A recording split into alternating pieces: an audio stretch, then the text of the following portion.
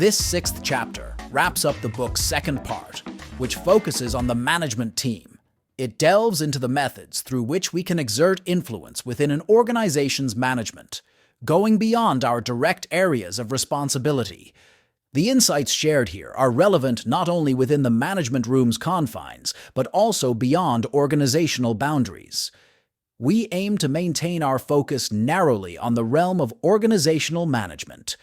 It's important to clarify the term organizational politics here. We steer clear of academic definitions. In the context of this book, organizational politics is viewed as a tool for influencing the organizational environment by finding common ground with various stakeholders. The essence of this definition lies in influencing the organizational environment. This means initiating changes in the directions we believe in. Changes can be personal, like a promotion; professional, like making a specific decision; or structural, like altering responsibilities. It also involves creating common denominators, building influence through aligning interests and intentions rather than leveraging power or exerting pressure. Organizational politics is about blending personal and organizational interests, specifically their connections and relationships. The chapter is structured into 3 parts. The first explores our relationship with organizational politics, discussing what it is, what it implies about its practitioners, and why it's challenging to use it in a transparent and beneficial manner. The second part suggests alternatives to how the organization, and consequently, organizational politics, is perceived. This section treats organizational politics as a crucial, daily work tool that is necessary and perhaps even intriguing, rather than something to avoid.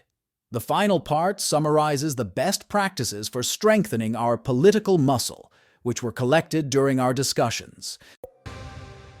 Organizational politics often involve balancing personal interests with those of the organization. We can use a simple model based on 2 axes to navigate this.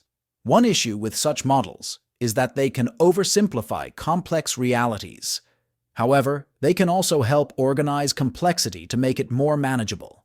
In this instance, we decided to use such a model despite typically avoiding it. The horizontal axis describes the level of alignment with and connection to the organization's goals and interests during decision-making and day-to-day operations. This axis ranges from completely ignoring the organization's needs to exclusively focusing on them. The vertical axis represents political intelligence. Using these axes, we can characterize 4 types. In the lower left quadrant, we find the mule. This type has low political intelligence and is not very connected to the broader interests of the organization, either due to ignorance or disinterest. Mules are durable, capable of carrying heavy loads over time, slow and stubborn. Organizations can benefit from mules if they are placed where they can contribute without interference and do not disturb others. Their organizational impact is limited to the work they perform themselves. If the organization can assign them suitable tasks, they won't resist and can contribute over the long term. In the upper left quadrant is the fox, who has high political intelligence but a low connection to the organization's needs and goals. Foxes are seen as cunning and quick, relying more on their wits than strength or speed. They are the politicians of the organization, capable of moving things in their desired direction. They often generate jealousy among others who do not understand how the organization caters to their demands. Foxes create camps of supporters and detractors. It's hard to remain indifferent towards them. Regarding organizational impact, foxes know how to advance their interests or those of the organization. They can become key figures in the organization if it is not sensitive to the ethical costs of letting them lead. In the lower right quadrant, we find the sheep, which is aligned with the organization's goals and interests but lacks high political intelligence. Sheep are herd animals, perceived as naive and uncritical, doing as told, accommodating the needs of others over their own. Organizational sheep sacrifice personal interests for the organization's sake. They may give up what is essential if it conflicts with what is suitable for the organization. While not necessarily weak or naive, the metaphor can be misleading. They are often highly ethical and committed to the organization's success. Over time, if the organization exploits their willingness to sacrifice, it can lead to grumbling and frustration. Their organizational impact is limited to what they can do within their direct authority. In the upper right quadrant is the owl, a wise creature adept at patiently observing its surroundings before swiftly catching its prey. Organizational owls have high political intelligence, which they use to further their goals. They know how to care for their interests or those of their unit, while keeping these within what they perceive as the organization's needs. Owls are adept at navigating the complex web of interests they operate within, aware of both the organization's interests and those of the people around them. They find and sometimes create points where various interests can converge to serve multiple stakeholders in the organization. In terms of organizational impact, owls often reach senior positions where they can influence their environment with compelling and authentic leadership, fostering trust around them. While useful, this model should be cautiously approached due to its simplifying nature. In reality, we often move between these quadrants and the boundaries between them. Instead of trying to fit into one quadrant, a more insightful approach would be to ask ourselves when or in which situations or with which people we find ourselves in a particular quadrant. Certain people might make us behave like sheep, or certain situations might turn us into foxes. Exploring such questions can illuminate our natural tendencies and make any movement or change more focused and clear. As George Orwell suggests, politics lends a semblance of truth to lies, raising the question, is there such a thing as clean organizational politics? Engaging in organizational politics is necessary to progress towards more advantageous positions or against more people. However, the concept of organizational politics is often viewed negatively. Many people avoid being seen as those who excel in politics within their organization. Why? The typical answer might be due to the negative reputation that politics and politicians have acquired at the national level, which is likely correct but not entirely comprehensive. We explored what makes us detest organizational politics. Organizational politics is often seen as ethically inappropriate. While the existence of personal interests within an organization is acknowledged, organizational politics is perceived as having no rightful place in an organization. It is seen instead as toxic, dirty, and unfair. It is regarded as a source of inequality, disrupting order and fairness. This perception stems from an ethical stance on the appropriate relationship between personal and organizational interests. Another aspect is the emotional unfitness for organizational politics. The difficulty of being a political animal relates to one's internal authority, the belief that others have a good reason to listen to us, that we are significant to them, and that they care about our thoughts and opinions. If we doubt our significance, the idea of engaging in organizational politics can provoke anxiety, leading to avoidance and disgust. The fear of conflicts over influence can exacerbate this emotional strain. If engaging politically is emotionally challenging, it prompts us to consider how much we expect others to listen to us beyond formal authority. Organizational politics is often viewed as a secret practice reserved for the chosen few, like salespeople. It's rarely taught or included in job descriptions, fostering a fear that attempting to excel politically within an organization may fail, branding us as cunning, a risk too great. To excel, practicing and learning new skills in organizational politics is necessary. Engaging in organizational politics also has costs. It can drain energy and time that could otherwise promote organizational goals. It's often seen as an unnecessary game of no substantive value, where maintaining authenticity is challenging and psychological security is nearly impossible to achieve. There is a constant fear of unknown factors that may threaten our position or lead to attacks. After expanding on our difficulty in consciously and intentionally engaging in organizational politics, we propose a new framing of the organization and, through this, reevaluate our relationship with organizational politics. We plan to employ two metaphors for this purpose: The organization as a machine with politics acting as a disturbance, and the organization as a contract with politics serving as negotiation. Using images and metaphors is a powerful tool, as it provides an opportunity for observation that is less guarded and free from the foundational assumptions and baggage that accompany analytical thinking about familiar concepts. However, it's crucial to remember that a metaphor is not the reality itself, and at times it can shape our perception of the topic under discussion. The metaphor of the organization as a machine, operating in total synchrony without any faults, has been entrenched since the Industrial Revolution. This image suggests a machine functioning continuously with all parts perfectly synchronized, which aligns more with our idealized vision of an organization than with reality.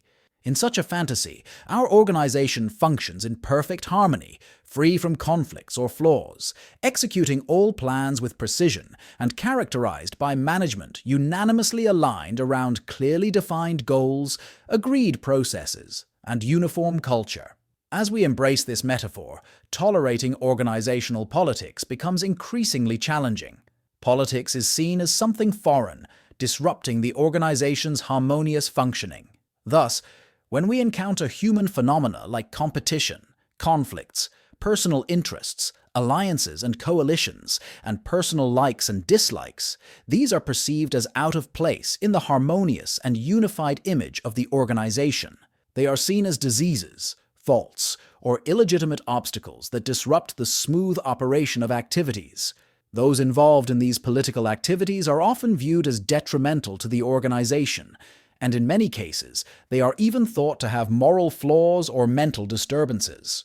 In light of this, we propose a different viewpoint. We suggest that the harmony often sought is merely an aspiration for what might be termed industrial peace, under a guise. In contrast, politics, viewed as a disturbance, is necessary for instigating change to the status quo and moving beyond the comfort zone. Presenting the organization not as always harmonious and orderly, but as a system that includes chaos and disorder, aligns with the discussions in the initial chapters of our framework at a systemic level. Suppose we can move away from our fantasy of the organization as a system that must suppress any deviation from equilibrium, and instead recognize the value in the disturbances caused by political phenomena. In that case, we can enrich ourselves and the organization in ways that are impossible in an environment that avoids political engagement. The egos, powers, and interests of each member of the organization, particularly those of the management, are, in a sense, the fuel of both management and the organization. Recognizing, appreciating, and engaging with these elements are critical tools with great potential for advancing the organization. As an alternative to the metaphor of the organization as harmony and politics as a disturbance, we propose viewing the organization as a written contract and politics as a process of negotiating or bargaining over the contract's formulation.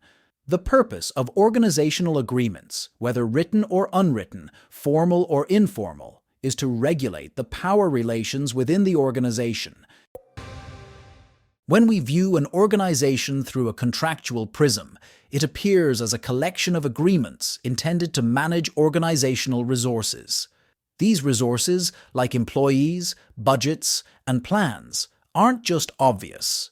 There are softer resources too, such as organizational influence, which plays a fundamental role in the political maneuvers within a boardroom.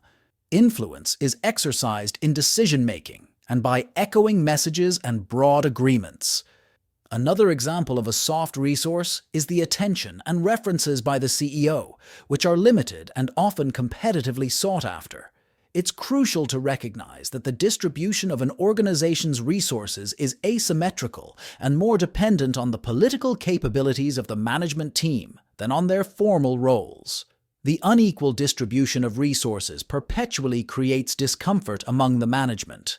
Whether openly acknowledged or not, the fact that specific individuals or departments get more resources than others fosters tension, envy, and competition. These emotions often underlie the visible conflicts within an organization. Such conflicts, like the distribution issues that cause them, are unlikely to disappear, and managing them is essentially managing organizational politics. Organizational changes nearly always involve redistributing resources, which means reorganizing the power centers within the organization. These changes are accompanied by struggles for dominance and increased political activity. Viewing the organization as a multi-contract system sheds light on several aspects. Interpersonal and interdepartmental collaborations emerge from negotiations over responsibilities, power, control, and resources. This might sound negative, but it isn't necessarily so. Responsibility and power often drive the system forward. Effective negotiation over resource distribution and defining unit boundaries is crucial for the success of management members and the units they lead. In management discussions about decision-making, there's also a parallel political struggle. While these discussions might seem rational, based on data and facts, they are influenced by the participants' thoughts about the implications and consequences of the decisions. Managers with high political intelligence recognize and accommodate their colleagues' political positions and interests. Understanding it's part of the game. Organizational politics should be based on transparency for it to be constructive and not devolve into toxicity. Everyone should have a clear picture of what's happening, with minimal concealment and maximal authenticity. Organizational politics can evolve healthily when people feel they are genuine partners in processes, even those that may seem harmful, and not just pawns on someone else's board. This approach relies on authentic and empathetic listening. Organizational politics should also connect to shared values and be conducted with respect and fairness. It involves compromise and the courage to speak up about important and correct actions, even when personal costs exist. Finally, organizational politics should focus on the organization's development rather than individual advancement. Although there is room for individual growth and the consideration of personal or local interests in decision-making, effective politics ensures that the organizational compass guides actions, clearly benefiting the organization over time. In the third part, we focus on three critical aspects of organizational politics: networking, perception management, and relationships with authority. Networking isn't just about building relationships within the established hierarchy. It's about recognizing and leveraging power and influence outside formal structures. Effective networking involves casual interactions like gossip, which isn't a waste of time, but a way to talk, show interest, and arrange meetings without a concrete purpose. It also involves mapping key influencers, identifying individuals who can hinder or be delayed in projects offering help, and setting up introductory meetings to understand occasional contacts better. For regular collaborators, it involves arranging more personal and less professional meetings where it's permissible to be vulnerable, discuss difficulties, and seek advice. It's also important to assess how well employees manage and leverage organizational connections and implement mentoring programs within the organization by taking mentors from within and offering mentoring to indirect employees. Managers often see managing perception as an unseemly task akin to dirty politics. However, as managers, it's essential to actively manage how both we and our units are perceived within the organization. This involves recognizing our often rosier view of our performance compared to external perceptions, which may not reflect reality. To manage this, it's vital to recognize the perception of us in the organization, create meetings with stakeholders to directly ask about it, and collect feedback from unit employees. This feedback should guide the management of our image, ensuring regular and transparent communication about our unit's achievements and challenges, sharing insights through presentations, emails, or involving the team in external activities that showcase their work and challenges. We should expose the employees and the unit outwardly as individuals and as a unit, encouraging them to participate in cross-activities such as visiting a client or presenting the company at events or conferences and talking about successes, difficulties, and challenges. Lastly, our relationship with the CEO has an immediate and clear impact on our influence in management and overall. Sometimes, due to the CEO's heavy workload, we tend to give up on the time required to develop these relationships. However, it is crucial to remember that a CEO's basic position is one of loneliness.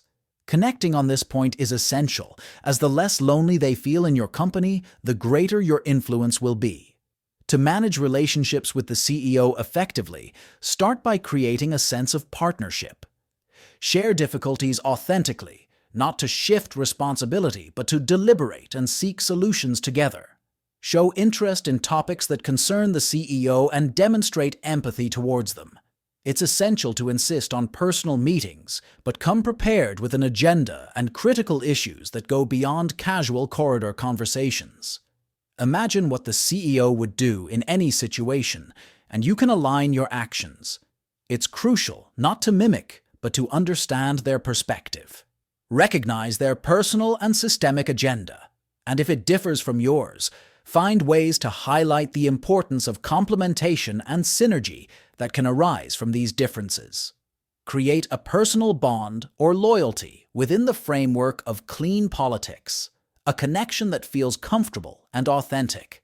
In your role within the management team, navigate the fine line between not being a mere yes man and not being the constant opposition. Aim to surprise and create interest to enhance your standing and effectiveness in influencing company direction.